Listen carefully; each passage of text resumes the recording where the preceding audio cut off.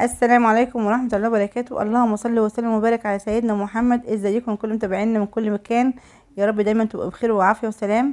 النهاردة هعمل معاكم وصفة جميلة جدا بالبرتقال، هتعجبكم ان شاء الله. اللي ما بيحبوش هيحبوا في الوصفة دي جدا. ولو عندك كمية من البرتقال ومحتارة تعملي فيها ايه او زهقانة منه من كتر ما انت بتاكليه، لان احنا اصلا في موسم البرتقال فممكن تكوني زهقانة منه كتير، فهقولك الوصفة دي بجد حلوة قوي، هتنفعك وهتبقى سهلة جدا معاكي وهتعجب كمان اكتر حاجة ولادك.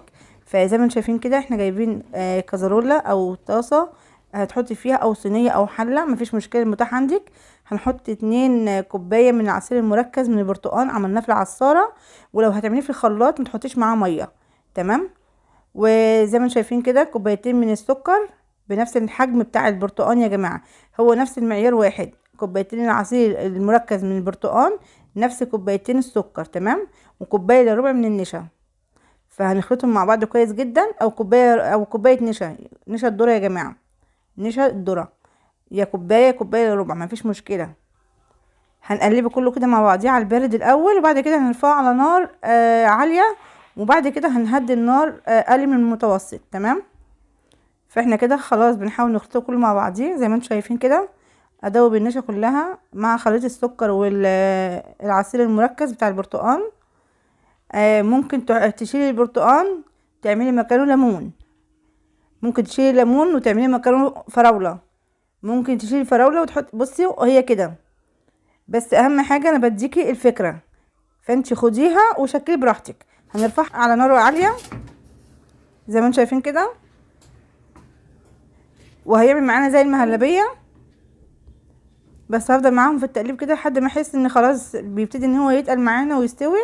زي ما انتم شايفين كده النار كده عالية عندي يا جماعة، ايدي فيها مش هشيلها، هفضل اقلب باستمرار عشان ما تعملش تكتلات وتعمل حاجات في القعر كده تتحرق مني.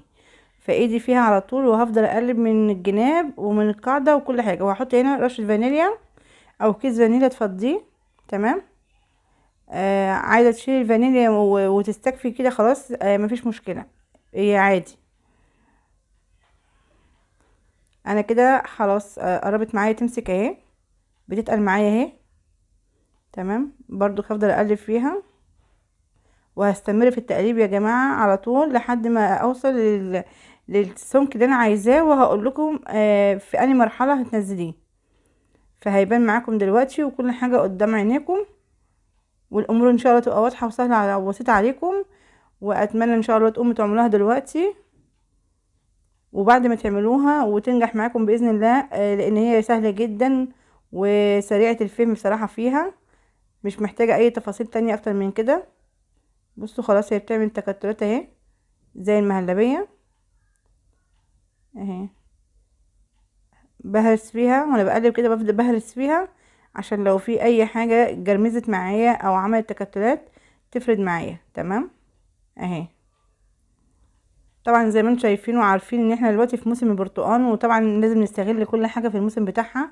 في موسم البرتقال دلوقتي السعر بتاعه حنين جدا في ظل الظروف اللي احنا فيها دلوقتي والاسعار اللي احنا بنعاني منها. بس بجد البرتقال حنين شويه في فلوسه، فهاتي منه واعمليه، حتى لو هتفرزنيه عندك في الفريزر وتطلعي منه تعملي الوصفات اللي انا بنزلها لك دي. بجد حلوه قوي، وهتحسي بتغيير جميل جدا، وهتحسي ان انت تاكلي البرتقال بطريقه جديده. فالطريقه دي حلوه قوي، وفي طريقه جميله جدا هعملها لكم الفيديو الجاي برضو بالبرتقال مع الجزر. بس بجد حلو قوي، وبرضو الجزر رخيص برضو. حاولي على قدر الامكان، الكيلو ب5 جنيه، فممكن تجيبي لك 2 كيلو ولا حاجه ترميهم في الفريزر عندك، او 3 كيلو، مش هيخسر. ويا سلام بقى لو روحتي متاخر شويه، يعني لو السوق عندك بيبدا من الساعه 8 9، لا روحي الظهر او بعد الظهر، هتلاقي في حاجه اسمها شروات. فانتي خدي لك شروه جزر بسعر حنين جدا. لو الكيلو ب5 جنيه بالصبح، هتلاقيه على الظهر كده بسعر حنين. يعني هيبقى زي ايه، زي مثلا 3 كيلو مثلا ب10. ممكن تاخدي ال4 كيلو ب10، تاخديهم على بعضيهم مثلا بسعر معين. فالحاجات دي بتفرق كتير جدا معاكي. وممكن تلاقي بس ايه، حاجة مكسورة، حاجة مشروخة، بس مش اكتر من كده. فبجد استغلي الحاجات دي جدا في الظروف اللي احنا فيها دلوقتي. لازم على قدر الامكان تقتصدي وتدوري على الحاجة اللي هتوفر معاكي اكتر. وفي نفس الوقت انت كده كده اصلا مش هتزينيها، انت كده كده هتسلقيها وهتهرسيها، فمش هيفرق معاكي شكلها، سواء كانت بقى جزرايه شكلها سرح وكويسة وجميلة، او شكلها مثلا مكرمش شوية او دبلان او فيها حاجة، مش هتفرق. في تلك الحالتين هتقشريها، وفي تلك الحالتين هتهرسيها. فاحنا بندور على قدر الامكان الحاجات اللي تبقى اقتصادية معانا شوية وتوفر معانا اكتر. تمام. فلما تيجي تروحي السوق في حاجات زي كده معينة خليكي في اواخر السوق، يعني بيشطبوا على الظهر، بعد الظهر.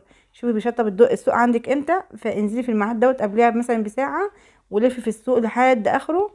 مش من اول حد يقابلك تشتري منه، لا، لفي في السوق كله وبعد كده هاتي اللي انت عايزاه.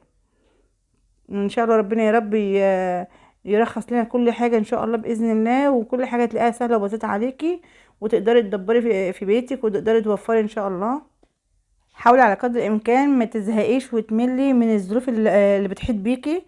فعليكي بالاستغفار، عليكي بالذكر، عليكي بالدعاء، بكثرة الدعاء. قربي من ربنا اكتر ان شاء الله، ربنا هيفك كربنا كلنا باذن الله.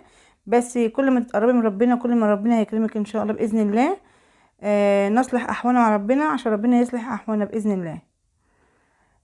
زي ما شايفين كده ما شاء الله، خلاص هي تلت معانا جميل جدا كده اهي، شايفينها اهي يا جماعه بتبكبك. وبحاول على قدر الامكان بشوف، يعني انا باخد بصباعي كده وادوق، بحس ان النشا لسه ما استوتش. تمام. فبحاول على قدر الامكان وانا بقلب بضغط عليها لتحت كده زي ما انتم شايفين، علشان ادي فرصه للنشا يستوي. فبدل ما اعملها وارجع اشيلها هتحسي بطعم النشا وانت بتاكليها عامله كده في بقك. فلازم على قدر الامكان اديها سوا كامل زي ما انتم شايفين كده، وافضل اقلب واهرس فيها، اقلب واهرس علشان ادي فرصه للنشا تستوي معانا. تمام. بتاخد قد ايه يا سمر؟ بتاخد حوالي من 25 دقيقه كده ل30 دقيقه، مش اكتر يعني. قربنا خلاص ان احنا ننزلها. اللهم بارك. يعني اعمليها في وقت مثلا تكوني زهقانه عايزه تعملي حاجه حلوه، طلعها من الفريزر اضربي في الخلاط بدون اي ميه. انا بدوقها معاكم اهو وهشوفها بس عايزه اسوي ولا لا، بس هي محتاجه شويه تاني. تمام. فتطلعي من الفريزر اضربيها من غير ميه، سواء في الخلاط او في الكبه.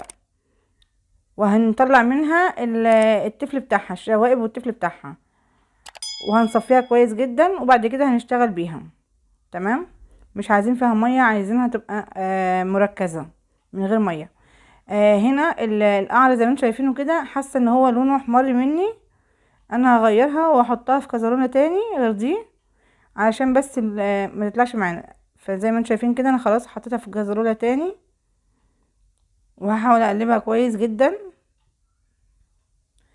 انا هنا عملت النار يا جماعه اقل من المتوسط عشان تبقوا عارفين وفاهمين من الاول.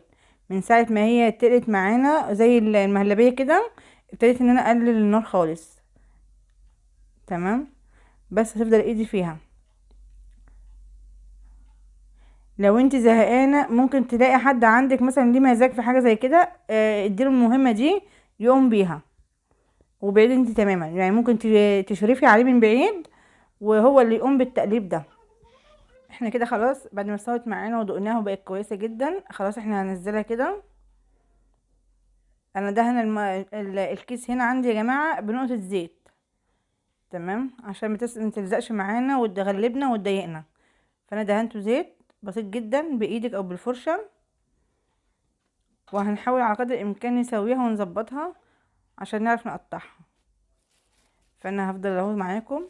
بصوا، بسم الله.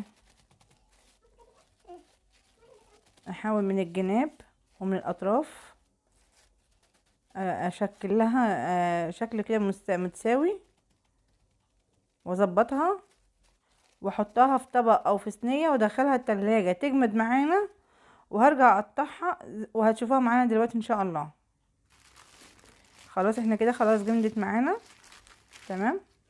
بسم الله. هنحاول نقطعها مع بعضينا. اللهم بارك، ما شاء الله عليها. خلاص هي كده حاجه كده جميله جدا. هقول لكم يا جماعه، عارفين الجيلي كولا؟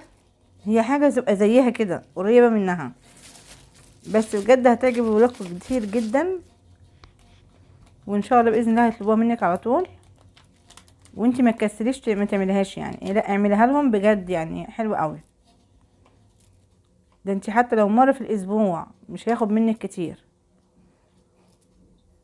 فبصوا ما شاء الله سهلة في التقطيع معانا، ومش بتلزق في السكينة زي ما انتم شايفين، زي الملبن اللي كنت عاملاه المرة اللي فاتت بتاع مولد النبي. اللي فاتوا الوصفة بتاعت الملبن دي يشوفوها تحت، هحطها لكم في صندوق الوصف او هحطها لكم فوق في الايض قدامكم. ان شاء الله بجد هيعجبكم جدا. وصفة ناجحة حلوة قوي وبسيطة جدا، ما خدتش منها وقت. ده سكر يا جماعة، سكر سنترفيش عادي ناعم او خشن. هنحط القطعة دي كلها زي ما انتم شايفين كده، وهنقلبها فيها وهرصهم في طبق للتقديم، وهندخلهم التلاجة. ولما تكوني عايزة حاجة زي كده طلعي لهم في طبق معين وسيبي الباقي في التلاجة، عشان في سكر، والسكر طبعا احنا داخل علينا حر فممكن يسيح مننا، فهتلزق وهتبهدل الدنيا. فانتي خليها في التلاجة افضل لك، وخدي منها بالطلب. بصوا جميلة جدا ازاي وماسكة نفسها، وكده من جوه جميلة حلوة وطعمها تحفة بجد. وعن تجربة مش هتندمي والله ان انت عملتيها، ومجهودك اللي تقفي عليه وهتعملي بيها مش هتندمي عليه خالص بجد. هتحسي ان انت فعلا مجهودك مراحش هدر. فكفايه ان انت هتفرحي اولادك بحاجه زي كده وجميله جدا، وهتدخلهم البرتقال والفواكه والحاجات اللي انت جميله اللي انت مش عارفه تاكلها لهم، هتدخليها في حاجه زي كده هياكلوها بجد. لو عندك كمان اشكال بلاستيك ممكن تصفيها فيها وحطيها فيها بجد. وحطي سكر وظبطيها ودخليها التلاجة وطلعيها بالشكل اللي انت حطاه، هيطلع شكله جميل جدا هيعجبهم قوي. هي افكار يعني مش اكتر من كده. بصوا جميله جدا اللهم بارك، وماسكه نفسها وحلوه قوي. يا رب يا رب يحسن ما بين ايدينا وايديكم، وان شاء الله صحه وعافيه لينا وليكم. واتمنى تكون وصفتنا عجبتكم ويكون عند حسن ظنكم. عندك سكر، بواقي السكر حطيها عليه في الوش، ممكن تحطي كمان على الوش جوز هند زي ما انا حاطه كده. تحطي مكسرات مجروشه مكسره خشن، او تحطي سمسم. بجد يعني الوصفه جميله جدا ومحتاجه منك تبدعي فيها. ويا ريت ما تبخلوش علينا بلايك جميل كده منكم، تحفيز وتشجيع لينا عشان خاطر كمان نستمر اكتر واكتر، وكمان عشان خاطر الواحد يحس بمجهوده ما بيروحش. فان شاء الله تستفادوا معانا اكتر واكتر. وكمان يا ريت كومنت كده جميل منكم، تعليق حلو بذكر الله او بالصلاه على النبي صلى الله عليه وسلم. او يا ريت نهني بعضينا كده بشهر رمضان المبارك. ربنا يعيده علينا وعليكم وعلى الامه الاسلاميه بالخير واليمن والبركات، ويجعلها يا رب ايام مباركه وفيها خير لينا كلنا ان شاء الله. اتمنى باذن الله ربنا يا رب يتقبل منا جميعا صيامنا وقيامنا وقراننا. دمتم في حفظ الله ورعايته. السلام عليكم ورحمه الله وبركاته.